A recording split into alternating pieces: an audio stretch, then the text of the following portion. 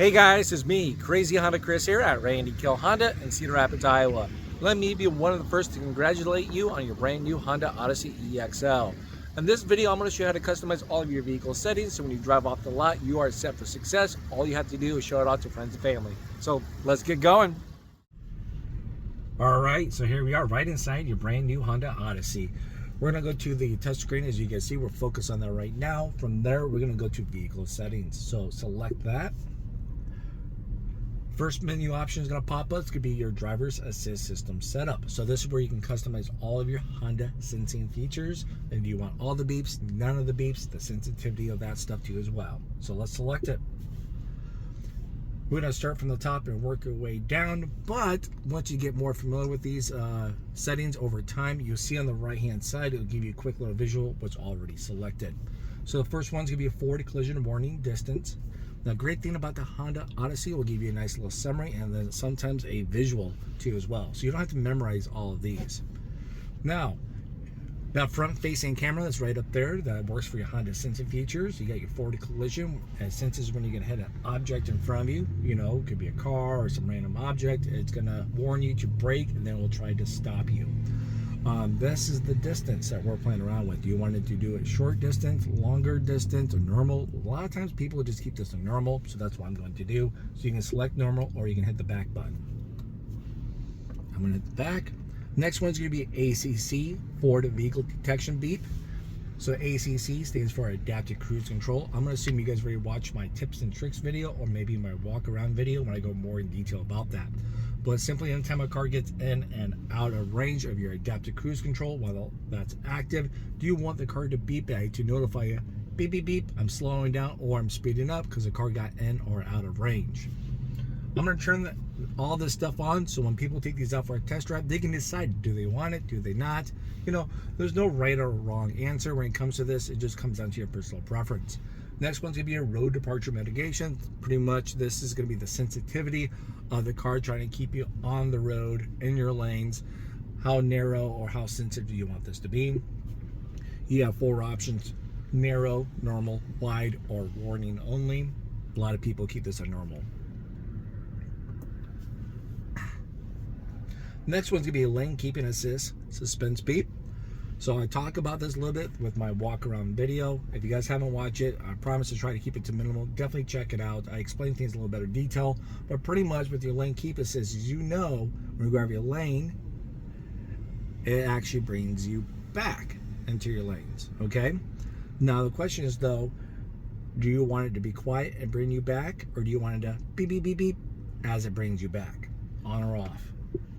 I'm going to turn it on. Next one's going to be a blind spot information system. Majority of the people keep it on this one, the nice little audible.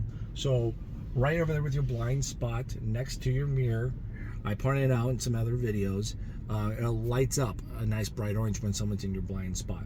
And then when you have your turning indicator on while someone's in your blind spot, it flashes and beeps at you with this current setting we have on. If you guys want a visual of that playing in effect, I do have a video out there showing the blind spot information. Now we have your traffic sign. So simply with that front camera right up there, when you're driving down the road and finds a speed limit sign, it throws it right in the center of your driver's interface screen to let you know, hey, speed limit sign, 35 miles an hour, boom, throws it up there for you. So a lot of people like that, so we'll keep that on. All right, so now that's everything underneath your safety features for your driver's assist system. Now we're going to go to the meter setup. Top one, you can adjust your temperature display. Excuse me. You can fine tune that bad boy if you want to within a 5-degree swing either way. As you're looking on your driver's interface, isn't down on the bottom center. Now we got trip A and trip B. You can keep it on when you want to reset it yourself, but then you have a couple of options too as well, every time when you refuel or when you turn off the vehicle.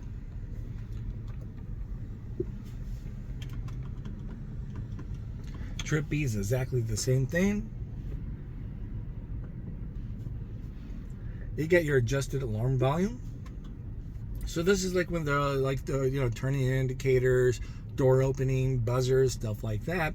How loud or quiet do you want that to be? Once again, most people just keep it on mid. Next option is going to be a reverse alert tone. So every time you put the vehicle into reverse gear, it will give you a nice little audible tone to let you know, hey, we're in reverse. Now that tone's played here on the inside of the vehicle. Next one's going to be a fuel efficiency backlight. It's an on or off. This is more of a visual coaching. So when you're driving down the road, right next to your digital speedometer, there's going to be a green bar that will appear when you're being fuel efficient. You know, it's like a golden sticker. Good job, you're being fuel efficient. So it's a nice little visual coach. If you don't like that for any particular reason, you can turn it off right here. But I'm going to keep it on so people are going to ask, what is this green bar, Chris? Next one's going to be a turn by turn. So when you're using your Apple CarPlay and Android Auto, stuff like that, it will give you a heads up as you go. Next one's going to be speed and distance. So if you want to go from miles per hour to kilometers, you can. It's right there. Next option is going to be tachometer. So you can turn this on or off. This is going to be more of a visual on the left-hand side of your driver's interface screen. So when you're into different menus, it will always appear your tachometer, pretty much that 0 through 8. Now if you turn it off, I'll throw a photo up there for you guys can see, it cleans that up, it clears it up, so you won't have those up there. All right, so some people like that visual, some people don't. This is the part where you can get a little picky if you want to. Rear seat reminder. So let's imagine you're running out to the car. I open up the back door just to throw some stuff in there, or maybe the young whippersnappers got back there. I turn on the car, we start driving, get to where we're going. I open up my door, car's off, and then it's going to say on the driver's interface to check your rear seat. So you get a nice little visual to say, hey, just double check, make sure you don't leave your cargo or passengers behind. I always forget things. I don't leave the kids behind because they're just like me. They talk nonstop. We're super active. But I can see me leaving, groceries and supplies behind. I do it all the time. Always second guessing. All right, so that's everything underneath meter setup. We go to driver's position setup. This is going to be for your 2-seat memory. So you got your memory position link.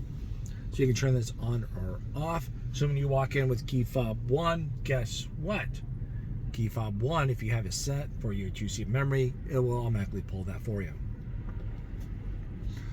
Next one's going to be simply when you turn on or off the car, your seat will move. So you open up the car doors, you get it in, the seat moves back, you get in, you sit down, you start up the vehicle, your seat moves up. You shut off the vehicle, you open up the door, your seat will move back a little bit, so it makes things easier to get in and out of, and you get comfortable as you get in here to drive. So pretty nice. Now that's everything underneath driving position setup. Next, we're going to go to keyless access setup. Once again, we're going to start from the top, then work our way down to the bottom. So we get your door unlock mode. This is when you have the key fob with you. It could be in your purse, your pocket, your jacket. You walk up to the vehicle, you put your hand in the handle. Do you want only driver's side door or all doors to unlock?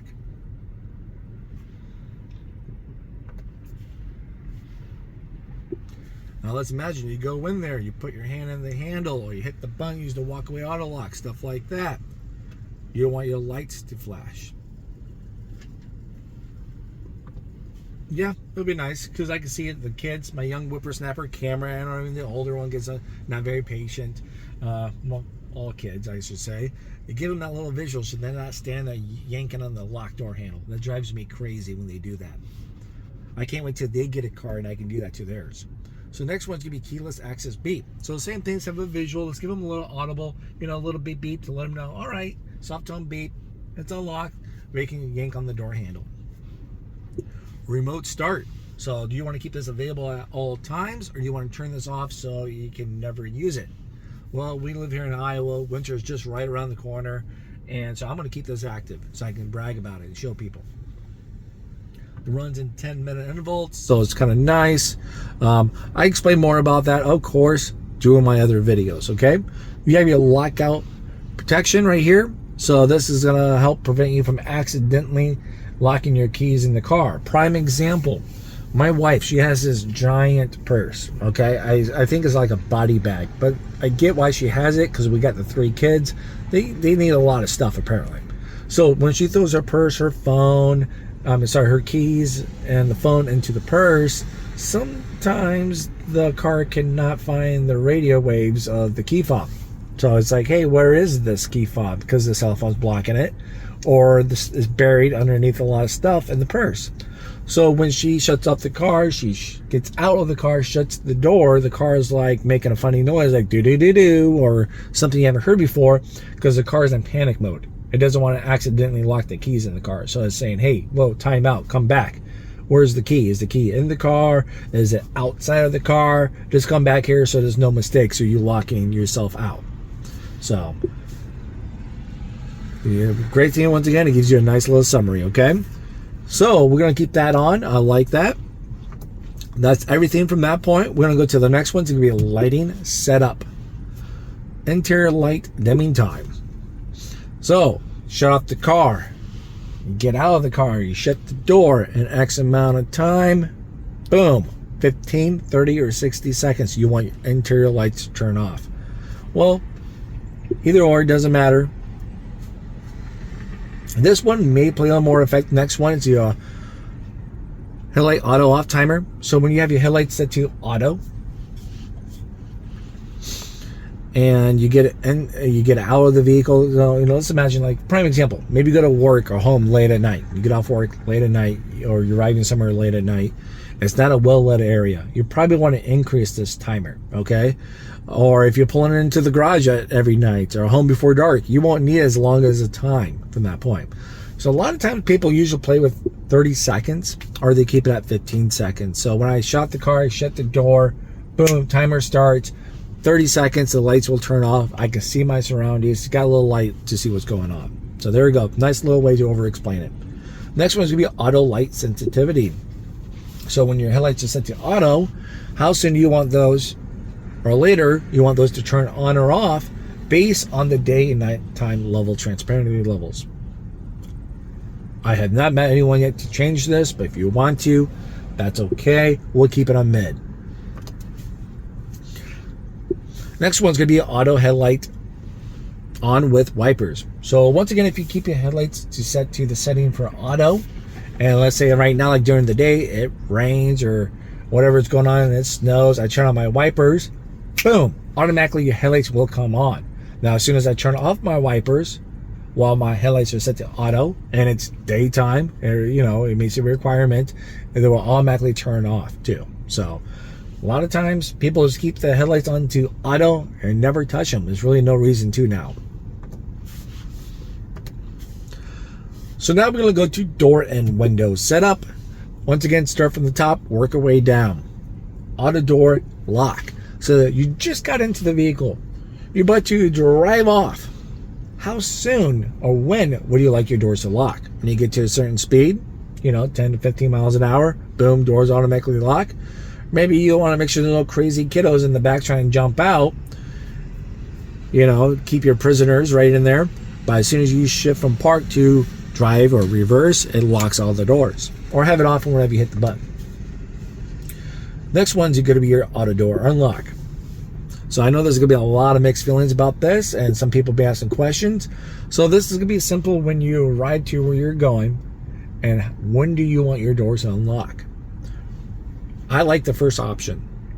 Here's the reason why. All doors remain locked until the driver's side door is open. So kiddos can't jump out. Great. Maybe I'm out somewhere late at night by myself, and I can shut off the car's in park. I mind my surroundings, what's around me, or maybe I'm not going to get out of the car right away. I'm going to be in the car for a little bit, replying to a text before I get out, and then I'll mind my surroundings, and then I open up the door, then all doors automatically unlocked. We got the idle shutdown going on here for the car. When the car is idle longer than 20 minutes without a seatbelt plugged in while the car is in park, it shuts off. That's what that feature. You know that if you watch my tips and trick video. So let's get back in there. Where were we at? So That's kind of nice. Like I was saying, for the door and window, the auto lock is where we're at. So that'd be a good one to have. Now, let's say my wife's sitting in the front and she can still open up her door. As soon as she opens up the front passenger door, boom, all doors automatically lock. So pretty much with the first option, if I stop rambling on, the back doors stay locked until one of the two front doors are open. Or you can have it when you shift to park, or just when you turn off the vehicle, boom, automatically unlock the doors, or when you turn off the car. When you turn off the car, or have this feature off and you have to hit the button, is what I was trying to say. Next one's going to be a walkaway auto lock. I'm going to turn this on. I love this feature because I'm always second guessing. Did I lock the car doors? Did I not? So when this is enabled, when you have the key fob with you, you shut out the car, you walk away with the key fob, get 10 feet away, boom, it locks all the doors. You don't have to second guess yourself anymore. So that's great. But let's say if you leave your key fob in the car and you walk away, it will not lock the doors. It senses the key fob in the vehicle. Now, if you guys want to know how to keep the car on and running, or lock a second key fob in the car, for a period of time, I have a couple of videos out there that's going to help you guys with that, because I know you may only have one key fob and you don't want to take this only key fob out there as you're doing any kayaking, boating, or weather conditions, or you're just afraid to misplace this. So there's a way you can do that without damaging the electrical stuff of the key fob. So check that video out. Now we got your power sliding keyless open mode. So this is going to be great. So as you notice on your key fob, you get a couple buttons right up there. So do you want to actually use the power sliding key features right here? Anytime, so the car could be locked or unlocked, or just when the vehicle's unlocked. That means you have to unlock, then hit that from that point. Now you can't just tap it and then these will open. You have to click and hold it for a few seconds, all right? So keep that in mind, do a little practice, a little trial and error. Pre-lock setting. So this is a great feature. I wish it was on my 2011 Accord, because every time I pick up my youngest from his activities, he always diddle dads around when we get home. So prime example, I get out, all the doors are shut except for one door, maybe over there, in the back door, and I can't lock the car doors until all doors are shut. Okay, so let's say as soon as you get out of the car now on this new Odyssey, my door is shut, his door is not back there, or any other door is not. I can hit the lock button, preset lock, so as soon as that door shuts, boom, all the doors automatically lock. So that's kind of nice. I'm going to keep that on. All right, so we have keyless lock answer back. You can see it's on right now. So simply when you hit unlock and lock, do you want the lights to flash at you to let you know, all right, I received it, I'm locked or I'm unlocked. You get your security relock timer right here. So let's say if you hit unlock, say, Chris, get out there and grab whatever from the car, hit unlock. If I don't get to your car in X amount of time, and open up a door in that amount of time, it automatically relocks all the doors. I hope my kids are quick because they only get 30 seconds. A lot of times you're going to see the vehicle when you hit these buttons anyways. Next one's going to be a remote window power down. So this is going to be kind of nice or a bad thing. So I actually show you guys a visual in my tips and trick video. You can turn this on or off. So with the key fob, in those hot summer days, you can roll down the window and open up the moonroof in advance before going out to the car. All you have to do is double tap and hold unlock on your key fob. The longer you hold this, the more the windows will open, okay? So if you only want them partially open, usually you'll see a visual and you let go of the key fob, then it stops, moving the windows. So that's going to be great. But the bad thing is sometimes people accidentally hold it for a split second a little too long, and then realize it. They thought they'd just unlock it. Someone grabs supplies and they come out to the vehicle and the window's cracked a little bit. And then I think about it. No one says anything. It's out there. It rains. It snows. I don't know. Bug gets in. That kind of scenario. So if you want to turn that off because you're afraid you're going to accidentally do that, there we go. But you know what? We check the windows every night here at the dealership. I'm going to keep this on so when we show it off to the people, everyone will be like, wow, they get the full experience from the get-go, because now time doesn't go on and they didn't know about that feature. Now we're going to go to the power tailgate settings. We have your keyless open mode. So here we are. So when you want to hit the power liftgate button, you want to be able to do it at any time. The car can be unlocked, it can be locked all up, or just when the car is unlocked. So you have to hit unlock, then hit that for the power tailgate. Which one do you pick? Next one's going to be powered open by handle. So simply that little button, as you can see right up there below the H, it shows you like a little photo where you can find your release for that power tailgate in the back. We'll actually open and close it. Do you want to keep that as a powered, or you want to turn that powered capabilities off and just have it as a working as a manual hatch?